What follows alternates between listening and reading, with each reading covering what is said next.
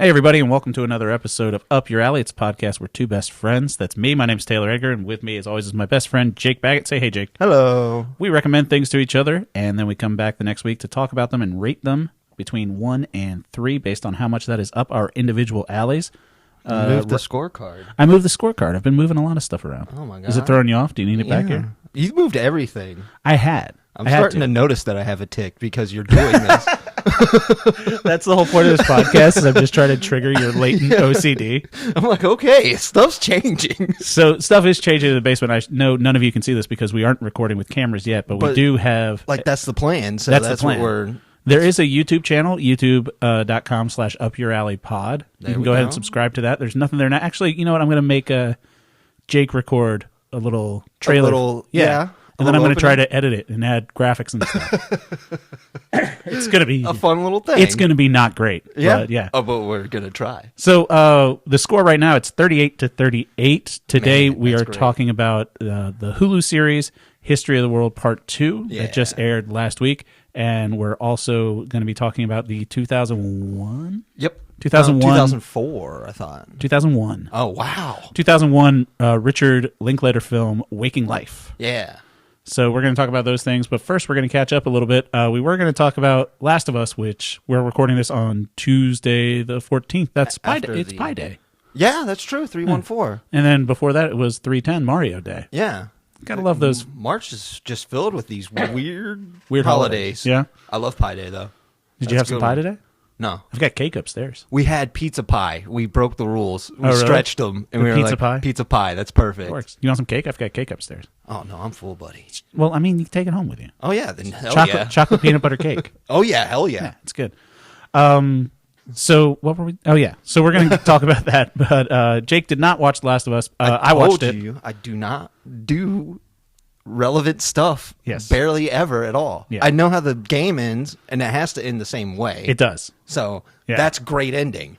It gave a lot more backstory. You got to see Ellie's mom. Yeah. Which was great. Cool. So the comic book I gave you that I also recommend to everybody, it's a 4-issue thing called Last of Us American Dreams. Yeah. And that showed how Ellie met her friend, whose name I'm completely blanking on. Yeah, Riley. Uh-huh.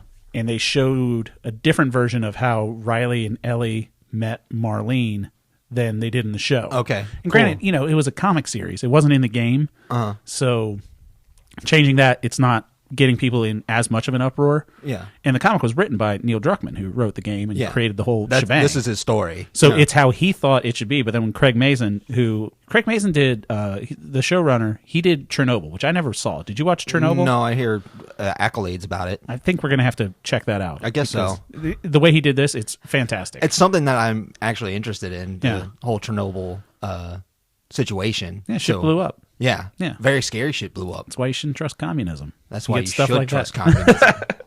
Because they got together and they stopped it from being terrible. It's getting worse day by day. I know. Still. So he rewrote Ellie and Ellie, how she is immune. They kind of gave a quick little throwaway thing, which I realized the game never told you why she's immune. Yeah, just, they don't. You figure it's one of those things where they say you shouldn't wash your hands so much because the bacteria will become resistant to the antibacterial soap. Yeah. So I think in the game they're just kind of like, someone's bound to be immune to this shit. You can't just keep killing all of us. Yeah, we're not all the same. So they gave a reason for that, and it's good. Okay, good. And they changed the way that Marlene met Ellie, and it really made Marlene's character and her relationship with Ellie, because she was good friends with Ellie's mom. That bond there was a lot better. I really like Marlene with Joel in the game. Right. That was just a lot of things that the game did well was tell its story through the gameplay. Yes. Where you get to know Joel and Ellie. One of my favorite things about the game is you do these little puzzles that Ellie helps you out with, and then you'll see a tiny little triangle pop up above her hand. You press triangle, you give a little high five. And then I didn't know that. She giggles. I've never congratulated the child on video games. And I'm like, this is great. Like, we're just like enjoying each other's company while we solve these little puzzles. I will say this. In the last episode, it's not they nailed two things that they had to do. They had to do giraffes. The giraffes were in it. Yeah. It was a real giraffe. And yeah. I was like, I want to pet a giraffe. Giraffes. Oh, I've done it. Oh, my God. Brevard County Zoo down in Florida. Yeah. They have giraffes. Like, it's a raised walkway.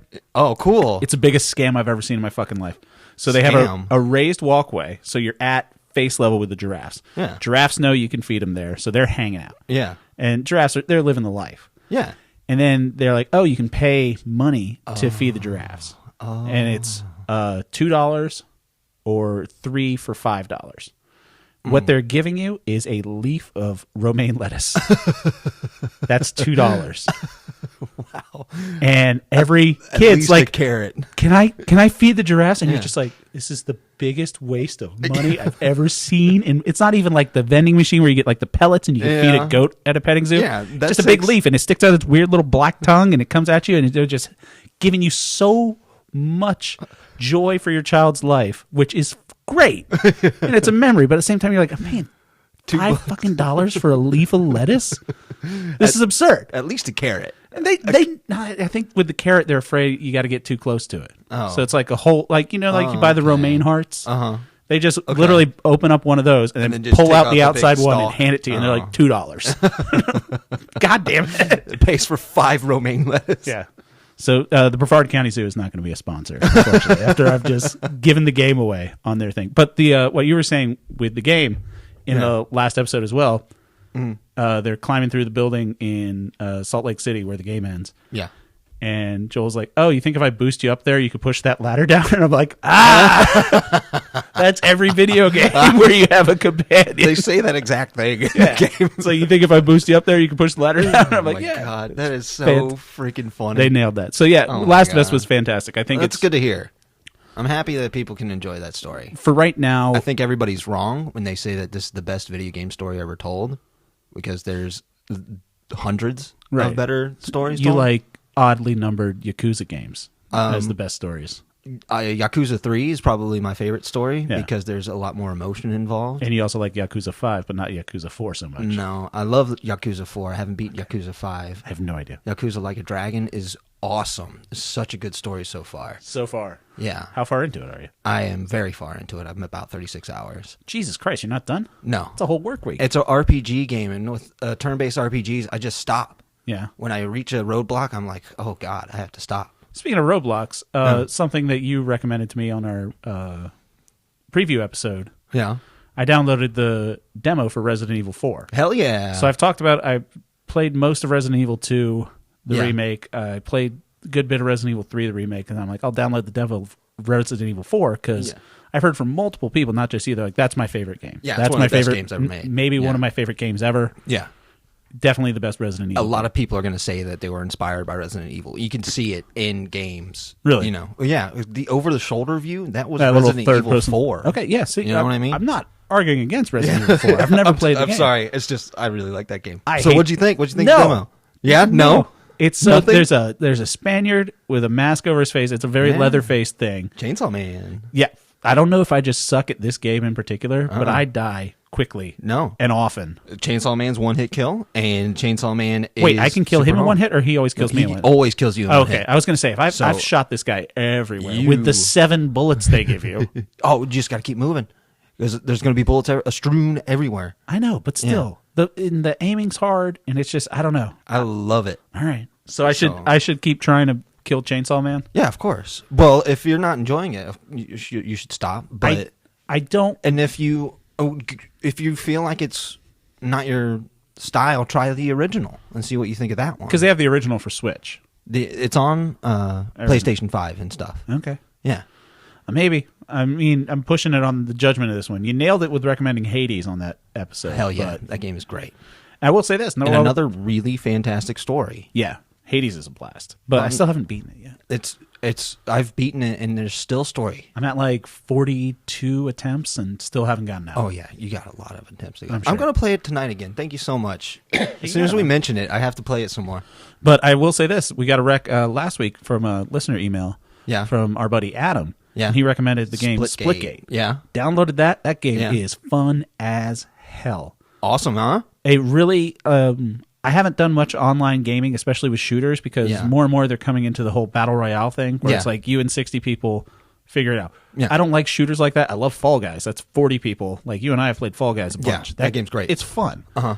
It's 4-on-4 teams, and I love the mechanics. Everything's really clean, and getting good at that game feels awesome. All right, let's do it up and let's play it. Yeah, absolutely. I'll get a capture card at some point so we can record. We can put it on the I have a good channel. video game idea later. Yeah, it will be available at youtube.com/upyouralleypod. Sweet. We have one subscriber right now. It's me. Oh, man. I'm not going to subscribe.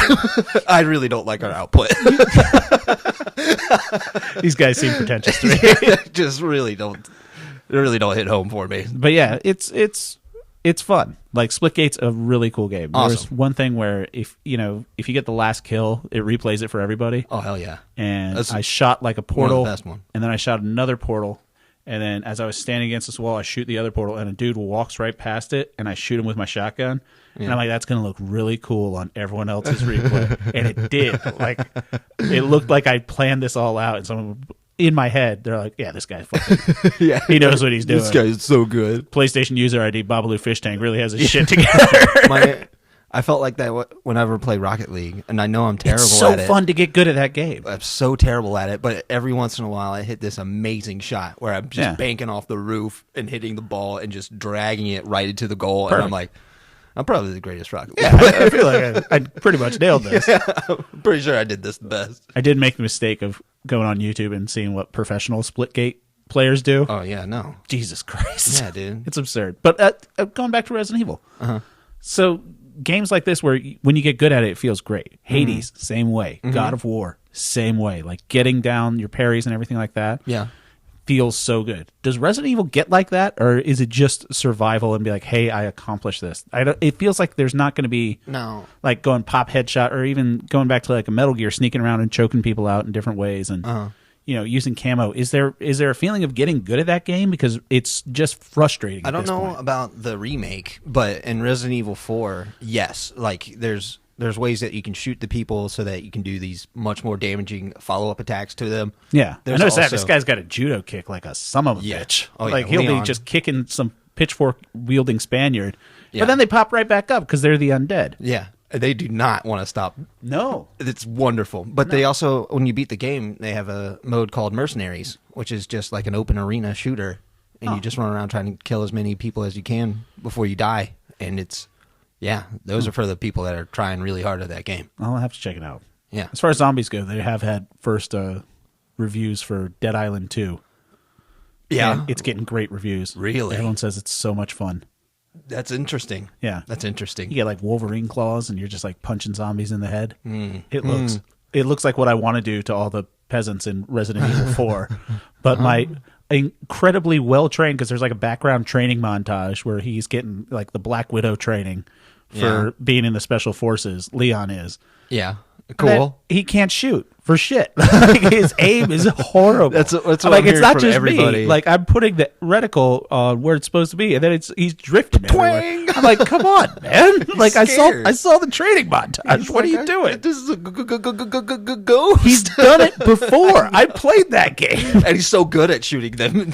Yeah. All right. Well, it's fun. I think it's That's good. great. Yeah. I'm definitely gonna play it. I'm definitely gonna play it and beat the shit out of it. I know you are. All right. Well, let's get into the meat of the show. Yeah. Where we talk about what we're going to be talking about. So, you want to go first? Or you want me to go first? Let's go with me first. My recommendation to you. Your recommendation to me. Okay, So what we're going to be talking about first is Jake's Rec to Me. 2001, it's described as an experimental adult animated film. Yeah, adult. You throw adult in there, it has different connotations. Yes. A movie for adults is not an adult film. Yeah, it should have been something like a little... I can't even say mature. You can't say mature. I don't know.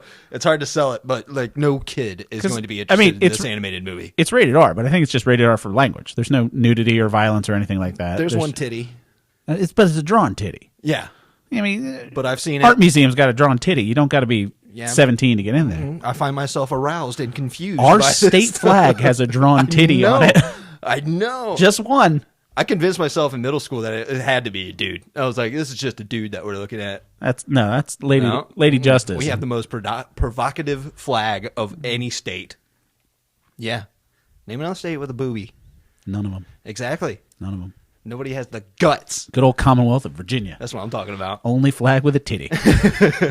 Regardless, titty flags aside. Jake, why did you recommend this film to me? What does it mean to you? When did you get into it?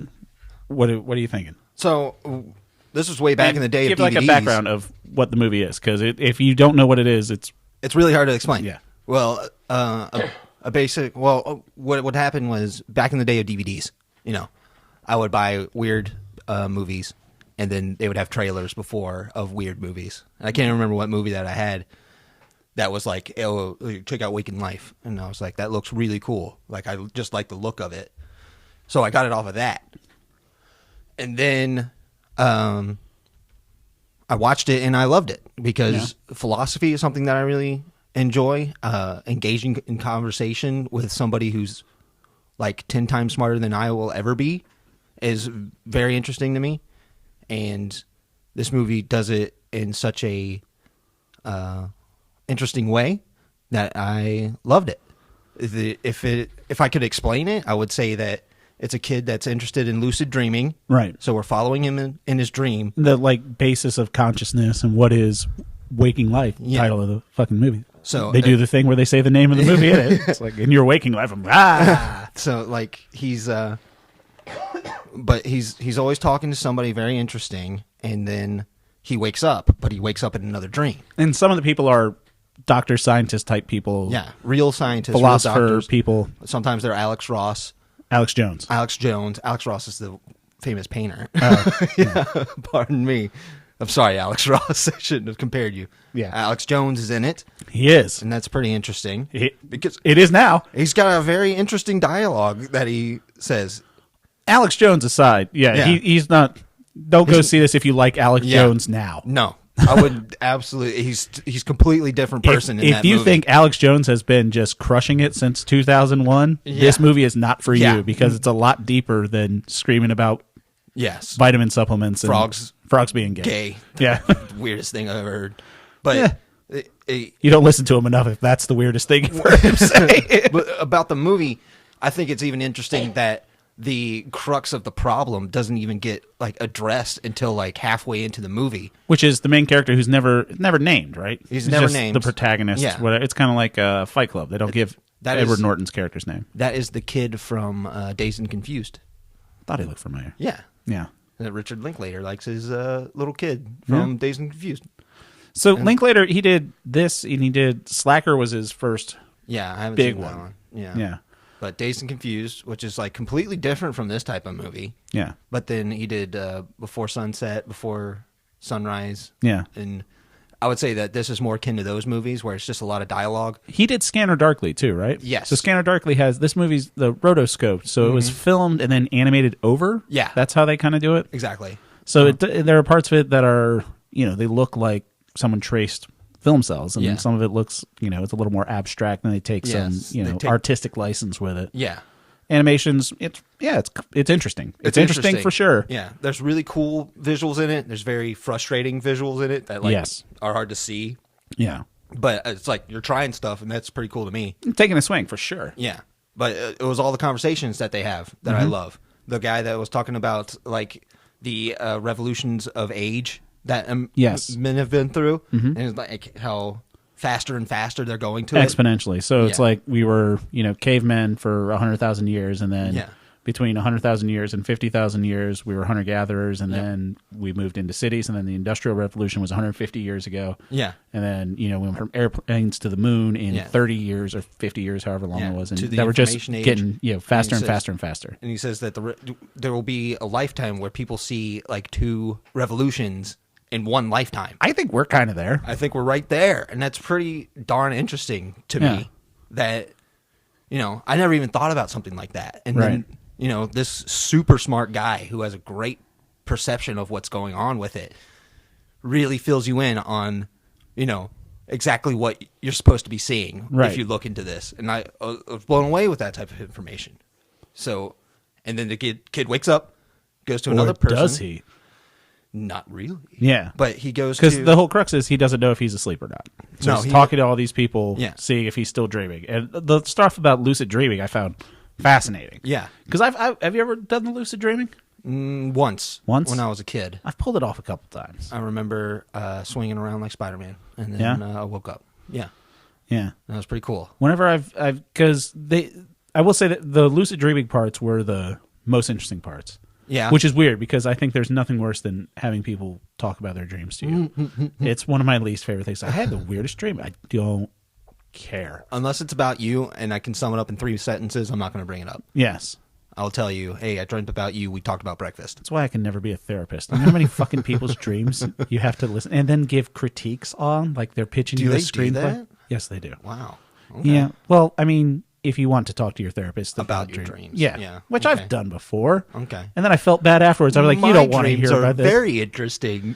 No, they're not. Nobody's interested in your dreams, but Taylor's dreams. All my dreams boil down to, stress and anxiety, and it's your body just trying to process it. I'm like, oh, okay, that makes sense. Yeah, makes sense.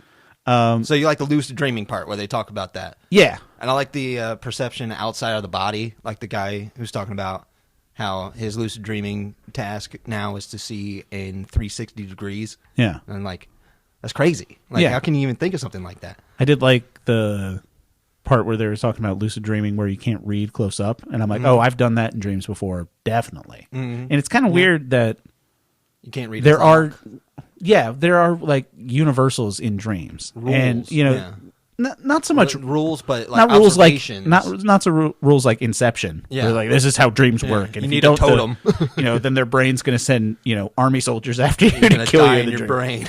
Right, but like how there are just general things that happen across the world in dreams and shit like that. That's very interesting. Yeah. And following the light switch rule. Was this did they talk about this in the movie, or because I did some YouTube stuff afterwards, did they talk about the crossword puzzle thing in the movie? Yes. Yeah, okay. That was Ethan Hawke. Yeah, and I did some follow-ups on this. Isn't that amazing? So there's this thing, Ethan Hawke and what's her name, Julie Delpy, they were both in Slacker. Yeah. And they were kind of playing their characters from Before Slacker. Sunset and stuff. Yeah. Uh-huh. Oh, yes, they're before sunrise. They were in that. Yeah. Uh-huh. And so I didn't know that. I was reading it off the Wikipedia page. Right. So I knew that they were in it. I know, I just knew it was Ethan Hawke when I was a kid. I was like, Ethan Hawke. Yeah. So I thought Robert Downey Jr. was in this, but Robert Downey Jr. is in A Scanner Darkly. Yes. Even though the musician guy at the beginning of this looks and sounds like Robert Downey Jr., but it turns out he's actually the guy that does the music. A little bit, yeah. Okay. Well, with his weird rotoscope face, anybody kind of looks like Robert Downey Jr. They could have just put Robert Downey Jr.'s face right on there. They could have. But it was really nice. What they were talking about was a study where they had a control group, and it's people that do the crossword puzzle. And then they had their regular people that are doing that day newspapers crossword puzzle. And then they had another group that were isolated, and they gave them the crossword puzzle that people did the day before that was out in the newspaper. So in the mind of the experiment, the answers were out there in the ether. Yeah. That people had already done this. It's a problem that's already been solved by a bunch of people. And then the people that were isolated. You don't know what the crossword puzzle is. Right. Yeah. They didn't know it had been done. But those people saw a 20% increase in how well they did the crossword because those answers had been done. Yeah. And I looked at it up. That shit's real. But they also, it's one of those things where, Good Morning America has something every day. It's like a new study shows that, you know, if someone throws a glass of red wine in your face, you're not going to have Parkinson's. And they have a study that shows... It's a control group of 190 people. Exactly. But they have, studies that say anything, but it's kind of cool that kind of... It's something that it's worth exploring For sure. at the very least to me. And that's what I get from this whole movie as a theme is it's something worth exploring. For sure. And that's the lucid dreaming part of it. I think that's every conversation that he has with everybody because more or less, yeah. There's conflicting ideals that he talks with people. Mm-hmm. There's conflicting ideas of what's happening around him, and like just very cool things that are worth listening to at the very least. For sure. And I will say this. So I think I mentioned last week. I'm sure I saw this movie in college. I'm sure. I wasn't paying attention. You're pretty sure you're Waking Life doing the pretentious thing? I know I've seen some of it. Yeah. If I've sat through all of it, I don't know. But it was like Waking Life, Naked Lunch, all that, and then you go back to Fear and Loathing and shit like that where you have a Fight Club poster hanging up on your cinder block wall and you think you're fucking cool. Yeah. Yeah. Uh-huh. You have an ironic haircut for a while and you wear a hemp necklace and you learn how to play songs on acoustic guitar. That's everybody in college. That's not just me. That wasn't. But so I will say this now hits me better because I think in college, and it might just be the way idiot college kids are, is kind of associated as being a drug movie. Yeah. Like drugs will help you. Kids will get high and watch this. Yeah. And I think it kind of had that stigma because I'm not a drug guy. Yeah. And I'm not anymore. When I watched this first time, I was on drugs. No, when I watched this the first time, I was not on drugs. And then I watched it the second time on drugs. Well, marijuana. And I was like, this is great. It's medicine. Yes. It's not drugs. Yeah, medicine. Yeah. And then Jake smokes meth and then watches experimental adult films. Did a good shot of horse. We got that. I got into it. We got that recorded on the podcast. Jake shoots up black tar heroin and watches adult films. I feel great after. On the regular. Yeah, he's fine. He shows up to record at the right time and he's leaving with cake. Let him live his life. But so yeah, it was kind of, set up as a weed movie. Yeah. If it hadn't been, I would have watched it sooner. Because it's like the Grateful Dead. If you have to do drugs to do it, fuck off. It's one of those movies. They don't really even talk about drugs. I thought it was. I kind of associated with it, and it's something that's really in the zeitgeist now. Is people talking about like ayahuasca and DMT, and the dream things they talk about in this. It's I've never done ayahuasca and shit like that. I got enough shit going on in my brain, and they talk about how everyone sees like fractal designs and elves that come from another dimension, and they teach you the secrets of the universe. And there's a god snake that everyone sees. I'm like, okay, if it's like that, no, go ahead and talk about that. I don't need to be a part of this. But the fact that they're doing that more with dreaming, it's like, oh, I've been there. Yeah, like I've one of the most relatable things. I got a ticket to this show every night. I got one coming up in about an hour and a half. The guy that's sitting down playing the uke, and he's like, when you're just having that day. I fucking hate the ukulele. Sidebar. Just fuck the ukulele forever. He's like, you work, from 9 to 5, you get off, and then you wake up and realize that it wasn't all a dream. Now you have to go to work. Right. That's pretty darn relatable. Yeah. You know what I mean? So that's really cool. To have that. So I do think it was, and again, this could have just been to me. I thought this was a philosophical drug movie. Yeah. Which I hate. But I would say that it is, but it's also... It's a philosophical movie, but it's not strictly tied to drugs. Yes. Which is great. Yes. So that was a big plus for me. When I was like, oh, this is about sleep and dreaming, it's not about, if you take mushrooms, you're going to commune with the gods from another dimension. Because you might be able to. Great. I got shit to do. I'm not going to find that out. It's like I concentrate better when I smoke weed. Right. So when I watch this movie and I listen to, a really smart scientist talk for 5 minutes about something like language and how humans developed it beyond what other animals have, I could sit down and listen to every word that she's saying, and I'm like, oh my God. So the negative for me on this movie was I'm a big podcast guy, obviously. But I wanted to hear more from every individual person. Like the 5-minute segments, I would have much rather this be. And one thing I was going to recommend to you, but I asked you and you'd already seen it, and I think does this movie better is Midnight Gospel. Yeah, sure. Duncan Trussell's show. So if you haven't seen Midnight Gospel, it's on Netflix. It's the dude that did a very great comparison. Yeah, it's the dude that did Adventure Time. And Duncan Trussell, amazing comedian, podcaster. Yes. He's a big drug guy. Duncan Trussell is. Yeah. And he plays this character who has a interdimensional podcast. Yeah. And they animate the interviews. So like in the first one, he's talking to Dr. Drew Pinsky about drugs. Yeah. But it's animated where Dr. Drew is the president of this dimension and he works in the White House and they're fighting off zombies while the interview, and it's a long form, like 30-minute interview. Yeah. Like funny, a short podcast, but it's an entertaining, and it's one art style. It's not fucking moving around all the time. Being distracted. It's like, why is that guy finger getting so long? This is it's so. Why did you bother filming this? It's just, and the animation was shaky in Waking Life. Going back to Midnight Gospel, it's a consistent art style, and it is psychedelic stuff going on, and it's legitimately funny. Like you're right. It bookends the every bits that they set up during. It bookends every interview where they're going through things and he's talking to his computer and shit like that.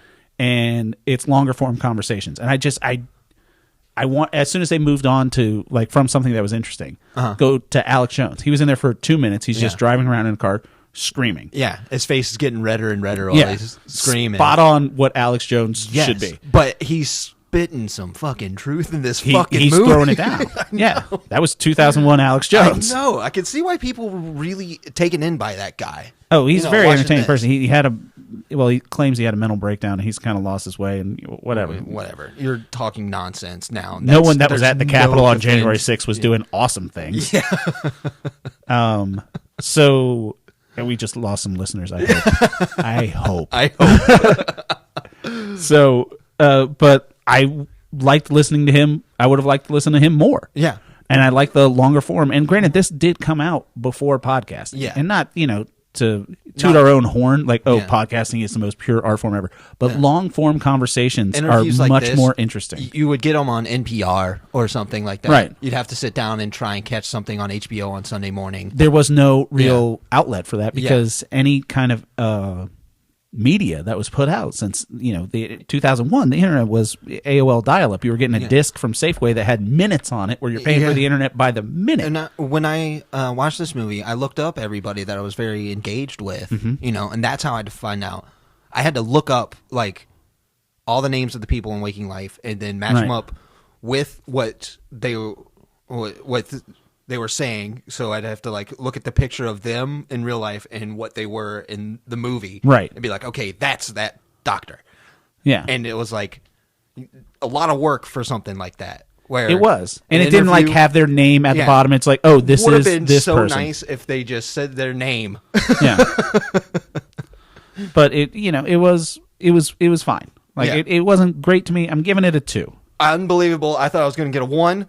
So a 2 is. I gotta tell you, I came down these basement stairs ready to give you a 1. Yeah. But I think he kind of turned me around on it. Hey, yeah. Not all the way. But I will say this: it's another one of those things that I went into with my preconceived notions, like I just talked about. I thought it was a drug thing. I don't care. And the fact that it was a sleep thing that got me going. But I really did wish it was more. And I think Midnight Gospel is a better version of this. That's a great. I think that a lot of podcasting is a better version of this. Like I gave you last week with Mark Gagnon talking to William Trubridge on Camp Gagnon. If he was just telling that story about 4 minutes, diving down and how you can control your breath, and then him blacking out, and then just moved on to someone else, I'll be like, no, what was that guy talking about? That was interesting. And they cut away from it, and it was fine. But for 2001, I think it's very interesting. It's a good experimental adult film. Good experimental adult film. Yeah. It was something that was very engaging to me. It's kind of opened up my eyes to philosophy and checking into stuff like that. Great. I might send you some more philosophical stuff. I hate to say this, Jacob, but I think there are some episodes of the Joe Rogan Experience that you would really enjoy where he talks to philosophers. Joe Rogan. No, you hate Joe Rogan. He's we're fucking idiot. Recording this on a Spotify platform, and he owns the place basically. Well, that's why we don't have so many listeners. Rogan and Mr. Beast are trying to cancel us because of your shenanigans. I just think he's an idiot. And I don't. He is. This is the way I would say it. I am a stupid person. By that, I mean, agree with you. Thank you. If you tell me something, I'm going to retain it a little bit. I'm not a fucking idiot. Yeah. If you tell me something, I'm going to be like, so you're trying to tell me that these horse pills are going to kind of save my life? Yeah. No, I want to be like, okay, you're smarter than me, and you're giving me information that I'm going to retain and use in my own life. If you had been listening to Alex Jones since Waking Life came out, you would have been at the Capitol so fucking fast. Oh my God. How have you not been sucked into a cult yet? So many times have I been watching cult documentaries, and I'm like, where are these guys going? They're like, then they ended up killing 20 people. I was like, that's where they messed up. If they didn't do that. Wait, so we all get matching Nikes, and then we go to bed, and then the mothership comes picks us up? Dude, do you know Rajneesh Param's? Yes. Holy. That was like 80% good times. That 20% was a motherfucker. It really went downhill fast. It's escalated so quick. Yeah, they're like, oh my God, we lost sight. Have you seen the cult? It's called like Orgasm Inc. They have a documentary on Netflix. Oh no, it's a sex-based cult that they put out. Oh, and they were getting like dorks to be in it, and I'm just like that. Might have worked. I'm glad I don't have a lot of money for a cult to come after me because I'm pretty easy to trick too. That's what I'm saying. I honestly, but that's why I have great friends that are smarter than me. If a cult ever gets you, that's going to be a recommendation. At one point, you're going to come in here and be like, "I'd like to recommend Dianetics to you. Have you read the works of L. Ron Hubbard?" This is called the Ghost Followers. I just want you to read this pamphlet. So if you're in a cult and you want Jake to join, just send an email to upyouralleypod@gmail.com. Seriously, try and be as silent about it as fast. You got to get my attention quick. You got to get it from the Otherwise, jump.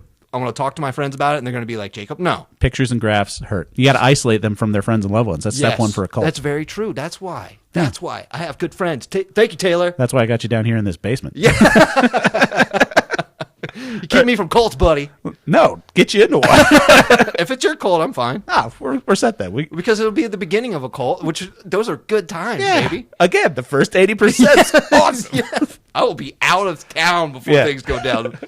Let's move on to our next thing. Yeah. 2 for Waking Life. It's available right now on HBO Max. I'll take it 2. I'm really happy because I felt like I was pushing it. You talked me into it. You defended it very well. Awesome. So now we're going to talk about what I recommended for Jake. Just aired last week, and it is all done. It is a Hulu series, History of the World, Part 2. Yo. The 8 episodes. Did you watch all 8? Not all of them yet. Okay. How far in did you get? I'm pretty sure I'm on episode 5. Okay, yeah. So you got the gist of it. Yes. You've missed some of the best parts, but...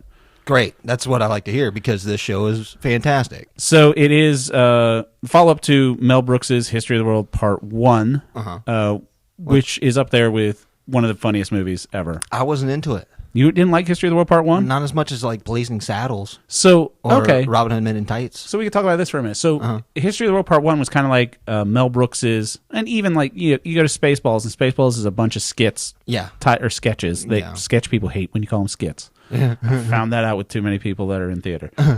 So sketches that are loosely tied together with a plot. Sure. Like, sight gags, anything like that. Mm-hmm. But History of the World Part 1 is independent sketches. It's kind of like Mel Brooks's version of Monty Python did, and now for something completely different, which was like all their best Dead Parrot Lumberjack song, everything. So it just tied together. It's not, and Holy Grail's the same thing. It's a bunch of sketches tied loosely together. Yeah. Life of Brian, kind of the same thing. Right. So you didn't like History of the World.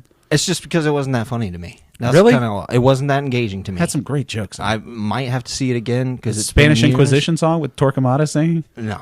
I mean, it's fine. Like, I don't think it's bad, but like Blazing Saddles you are Mel is Brooks my fan. favorite. Oh, yes.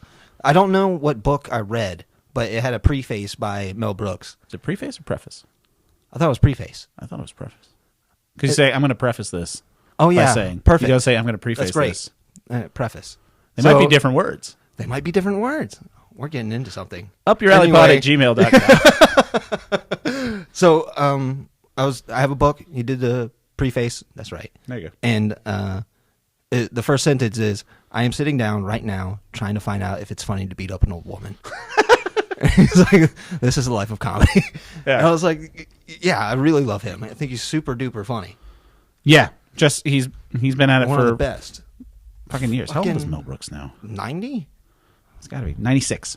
Damn. 96. And he's doing the narration of this fucking show. Nailing it. He still got chops. He made me laugh so hard when they're doing the Jesus Christ. The Curb Your Judaism? That's so good. But then, before it even starts, he announces the time that they're doing. And when he comes to Jesus Christ, he goes, Jesus Christ! So it is a very... it's insane. It's insane. What I like about this the most is that it had a lot of great comedians, because they're not like stand-up comics, but comic actors get together and do what they do best. The three main people, Nick Kroll, who this was built this for was him. This is his baby. Yeah. It's apparently they approached him and being like, are you interested in doing this? And he's like, God damn right. It's like when they asked Jason Segel if he wanted to make a Muppets movie. He's like, yes. Or actually... No, it was the other way around. Yeah, they're like, you can do anything. He's like, Muppets. But Nick Kroll was built for this. Wanda Sykes, who was fantastic. Fucking amazing. Wanda Sykes is hilarious. Every time she shows up in anything. I think the guy that stole it for me was Ike Barinholtz. Yes. Ike Barinholtz, who's been in a bunch of movies. He was in fucking first Suicide Squad. He was in Blockers. And he was also on Mad TV. Yeah. And he never really broke out as like a huge star. He's always been that guy. Yeah. he steals the show in this for me. Honestly. I think I love Nick Kroll. This was a little Kroll heavy for my taste, and like there's the whole Russian Revolution thing. He plays a character named Schmuck Mudman. Which sounds very much like Gil Faison. He does. He even says "Oh hello" in it. He says, "Oh hello, I'm Schmuck Mudman." Hey, don't get me wrong. I love Gil Faison, and I love George St. Giggling. I like Big Mouth. I like all things Nick Kroll. I love Nick Kroll. Yeah. So, but it was a little Kroll heavy for me. But it's one of those things where it's like, Nick Kroll's great, but I'm like, I've seen it. Like, move it along. So, it was Ike Barinholtz as his comedic chops are fucking unbelievable. Yes, and then he had a lot of other guest stars, like people that you've seen so far. JB Smoove. Yeah. Doing just JB Smoove again from Curb Your Enthusiasm. He doesn't really have to do anything.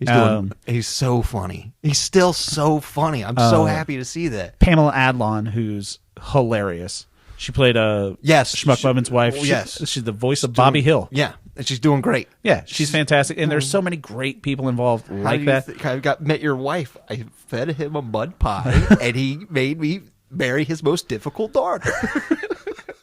So the other person that made me laugh really hard was an actress named Dove Cameron.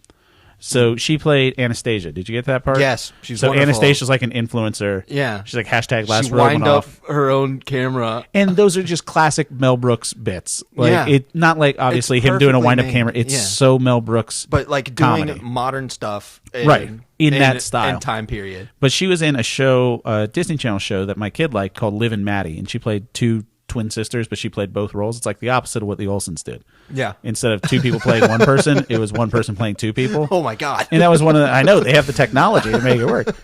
And so she was fantastic in that. And it was just one of those things where it's just like, it's like this kid's friggin' talented. And now the fact that she's not on the Disney Channel anymore, she's doing something where she could actually like be more comedic and say curse words and do everything like that. She's fantastic. Crass, not brass. And just one of those. And Ronnie Chang playing Kublai Khan made me laugh a lot. Oh my gosh! Did you got conned? Yeah. Oh man, he's in it so later. Funny. He's in a later thing too, where they do a spoof, and it's the Real Housewives of Kublai Khan, where all of his wives, and they actually have poor old Andy Cohen.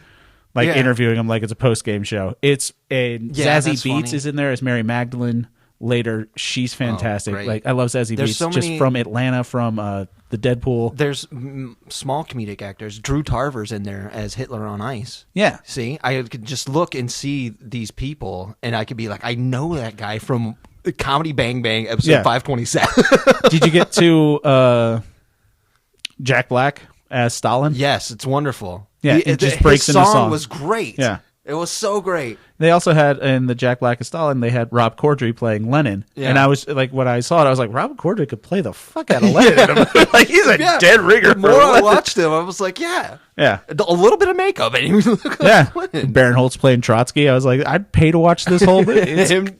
It's exactly how I felt about Waking Life. Like, they cut away from something like that. I was like, no, I'll watch this whole fucking movie. Like, just make Jack Black be singing Stalin. Yeah. If it was Jack Black started singing Stalin, I'll be there. Let's do another Stalin funny movie. Fuck yeah. Yeah, we could do another one. I mean, it's communism. It's hilarious, like we talked about with Chernobyl. So, I think the reason I recommended this for you just after seeing the first 2 episodes, I was just like, this is going to be great. They're nailing it. Yeah. It's not one of those things that Mel Brooks just put his name on it. And I think Mel Brooks is the type of person, people like Kroll and definitely Barinholtz and Wanda Sykes, if you told me they were making a History of the World Part 2 with modern actors, and I probably would have guessed most of these people that were in it. Yeah. Obviously, I would have guessed Nick Kroll, his whole group. Mantzoukas is in a later episode. That's fantastic. Gotta love Jason Mantzoukas. And all those people, and I'm like, who would be really interested in doing a History of the World Part 2? I would not have picked Wanda Sykes. She nails it. She's so wonderful. Funny, so quick. She plays an ongoing thing of Representative Shirley Chisholm, the first African-American woman. And it's set up like a 70s sitcom. Yes. So great. It's got the funny, corny 70s sitcom jokes in it with very funny, like modern jokes in it. When Richard Nixon's there and he's like, I never knew it, Shirley. A woman made me laugh. But I think they nailed it. And I felt good recommending this to you. Yeah. Only seeing 1/4 of what would be produced. I was like, they nailed it. Like, it's so good. I'm so happy that it's a series. Yeah. It's like there, I think you should leave. It's what I would say. it's up there as being one of the best sketch I will say comedies this. that they have. I think You Should Leave is a little bit different just because... I mean, they're different sketches, but what I'm saying is... No, I'm saying I think You Should Leave is so Tim Robinson based, and granted, this you could say that like Mel Brooks... Nick Kroll based. It's more Crowley, yeah. But I think You Should Leave is just a lot more absurd. Yeah. And genius. Don't get me wrong. What I'm saying is Netflix has got their sketch show. Oh, so you think they're going to keep doing this? Hulu has their sketch show now. I will say this: they end it with last sketches. They actually do Jews in space from the first history of the world. Oh wow! It's like teased, like upcoming. Yeah, Jews in space. That's cute. It's fantastic. And yeah, I think they just I was skeptical about this at first. I can't believe how vulgar it is. I didn't think Mel Brooks would be okay with that. Did you know that it's like a cliche thing now? People are like, oh, you couldn't make Blazing Saddles. Yeah. And did you know they didn't want to make Blazing Saddles when Blazing Saddles came out? Yeah. They wanted it to be a white guy. Because it was too progressive. Yeah. I didn't hear that part. Yeah. I just knew that they wanted to make the black sheriff a white they didn't want to person. have an African American sheriff. They were just, like, that's why they didn't want to make it back then. So it's just like, they had a hard time doing that too for the opposite reason. Like, it was the conservative people that were upset about them making Blazing Saddles, and now it's the conservative people saying you couldn't make Blazing Saddles today because of these liberals. It's like, I love Blazing Saddles. Why is Blazing Saddles this bellwether for comedy? Conservatives back then are like, I hate Blazing Saddles. And I'm like, I love Blazing Saddles. Exactly. And I will say this, Blazing Saddles, great movie. It's the funniest. It's got a 5-minute fart joke in it. The funniest first 15 minutes in a movie I've ever seen. I was always a Spaceballs guy. Yeah. Maybe it's just because I like Star Wars so much, but when I saw Spaceballs, it blew my mind. Yeah? We rented it from a video store in Indianapolis, Florida, and I watched it at my grandfather's house, and it blew my mind that they could do this. Yeah. When they had Mel Brooks come out as yogurt, and he's saying, we're the Spaceballs the store, and he's like, Spaceballs the flamethrower. Merchandising. When they said, we're watching now, I was like, it was one of those watershed moments for me. Like, the first time I watched Monty Python and the Holy Grail, I'm just like, how do they do this? And that was me for Blazing Saddles, yeah. Yeah. Because I was blown away by just how absolutely hilarious you can make something in just such a dense amount of comedy. Yeah. I was laughing so hard. Did you ever watch The First Producers? The non-musical one or the musical one? No, I've seen the musical. You didn't see the first one with Zero Mostel and Gene Wilder? No. So they do an homage to this too. Great, because that's also and there are little like Mel Brooks Easter eggs in it. Yeah, like at one point Nick Kroll's on the floor and he thinks someone's going to jump on him. He's like, "You're going to jump on me," and it's like, "Oh, that's Gene Wilder did that shit," and Broderick did it in the musical and everything. But yeah, I think everyone that did this had, and I know I'm missing things that I wanted. Oh, fucking Johnny Knoxville as Rasputin. Yeah, as Rasputin. Hilarious. And then Jackrass. And that's actually like... And it's got Chris Pontius and Wee Man. Yeah, and the other guy, the big guy. The big guy. I cannot remember his name. It starts with a C. Preston Lacey. Preston. Doesn't even start with a C at all. No, it's Preston Lacey. And they're doing Jackrass, which are all the ways that Rasputin was actually killed. Like in a later one, they cut his dick off. Yeah. And like that's something they actually did to Rasputin. And I was just like, and it has the little Jackass intro to it. Yeah. The song by the Coronas. And it just killed it. And everyone had such Johnny reverence for Knoxville this. And so good. Yeah, that's one of the fun things is you can tell everybody's having a fantastic fucking But time. everyone is also, they had this like kind of this vibe that you kind of pick up and they're like, holy shit, we're making History of the World Part 2. Like everyone kind of grew up on this. I was Seth Rogen as Noah was hilarious. Did you get to that one yet? Yes. That was so Where good. he just brings Where dogs. It just has tiny miniature dogs. Yeah. And then everybody pugs, don't tell God. So genius. I thought that the cave woman, the invention, the discovery of fire was going to be annoying because they brought out the lighter. Yeah. And I was like, that's stupid. I didn't like that. Yeah. But then they just started talking English and stuff. Yeah. I mean, they're not all. I totally get that painting. They're not all killers. Like there was a sketch with Kumail Nanjiani where he's pitching the Kama Sutra. Just if I'm sexual not going positions slurp. Yes. I'm eating soup. It's so good. It's very profane. But I love Kumail Nanjiani. Everyone does. He's so funny. He's got two eyes connected to a heart. You love Kumail Nanjiani. Like going back to when he was out of shape and he was doing the Indoor Kids podcast about video games. Like, oh god, yeah. So yeah, so what do you? I feel like I'm getting a 3 on this one. Yeah, you're absolutely getting a 3. Yes, that's an easy 3. I'm glad I forced you to watch it because I feel like you would not have watched this. I would not have touched it at all. I'm not trying to just take credit for everything, but I feel like that's one of those things you never would have booted up Hulu and sat through this. No, not at all. Yes. So yes, you did a fantastic thing. I really love this podcast. Yeah, me too. It's my favorite podcast. Just having to do stuff that is actually very interesting to me. Can't wait till what you have to do for next week. Wonderful. Yeah. Great. I'm going to eat my own words. Yes. So yeah, I'll take a 3 on that one. So that puts a score. I've got 41. Jake, you've got an even 40. Man, we are so good at this game. Yeah, we're doing all right. My goal is to keep it. It should be 41-39, but you made me like Waking Life a little bit more. That's right. See? God damn it. If you weren't just... See, people don't have... I want to get my 1, though, because I want to make you read some philosophy, and it's going to be great. Yeah, I'm just not going to do it. Yeah, you will. Yeah, I will. I have to. Oh, so yeah, so that's the score. Be sure to... I want to make you read the Hagakure, which is my favorite philosophical book, because at one point when they're talking about very abstract things, like running through the rain is something you should accept your soaking. This is true in all things. And then the next page they're like... This is how you take a human face off of a body. You need to piss on it and then have a horse kick it. You're like, this is really crazy. All right. Well, we'll cross that bridge when we come to it. Hopefully that's not next week. I got shit to do. So be sure to, if you're listening up, tell a friend about the show. You can subscribe, rate, and review, all that stuff. If you just do it like in your app, give it 5 stars, leave a review. It kicks it up the algorithm and stuff like that so more people can do it. And that way you don't have to tell people about it. Yeah. Like if you want to not have a conversation with someone but still help us, leave a review. If you tell 2 friends and have your 2 friends tell 2 friends. It's not a pyramid scheme, Jacob. I'm not talking about pyramid scheme. I'm talking about multi-level. There's multiple levels to this multi-podcast level marketing. There's multiple levels to this market, okay? Are we at the top of the pyramid? And we're at the top of the market. Here's the deal. This pyramid's getting built. If you want to be in at the top, start it now. Because I got to tell you, it's going like a cult.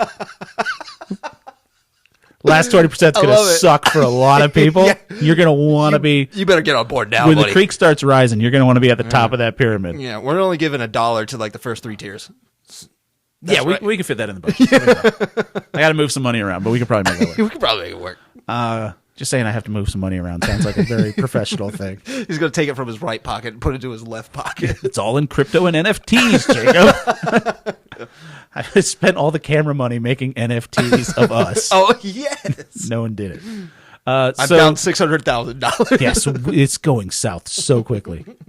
So send us an email at upyouralleypod@gmail.com. Follow us on Instagram at upyouralleypod.